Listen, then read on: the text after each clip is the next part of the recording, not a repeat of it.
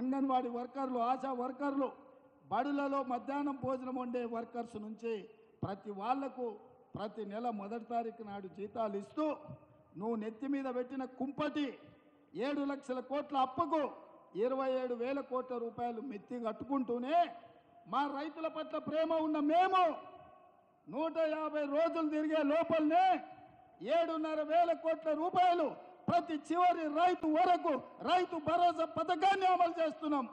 ఈ సన్నాసి సోయి లేకుండా వచ్చి కేసీఆర్ దిగిపోయిండు, రైతు భరోసా ఆగిపోయింది అంటాడు.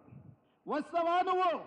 మే 9 తారీఖు నాడు అమరవీరుల స్తూపం ఉంది, చర్చ పెడతాం.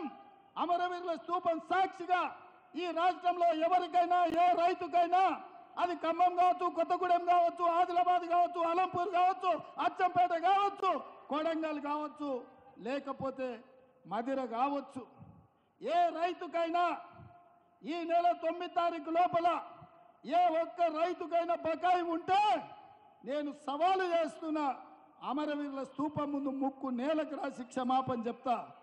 ఒకవేళ అందరు రైతులకు రైతు భరోసా పథకంలో నిధులు వస్తే నీ ముక్కు నేలకు రాసి క్షమాపణ చెప్తావు ఆ చంద్రశేఖరరావు అని నేను అడుగుతున్నా. ఆయన సిగ్గులేనోడు, ముక్కు ఎట్లాగింత పొడుగుంది, రాస్తాడు. ఏంటంటే రాస్తే కొంచెం అరిగితే పోయేదే ఉందిలే, ఇంత పెద్దగా ఉందని. అట్లాంటోడు ఈరోజు ఈ రాష్ట్రంలో మనకు ప్రధాన ప్రతిపక్ష నాయకుడిగా ఉన్నాడు. అది మన దురదృష్టం.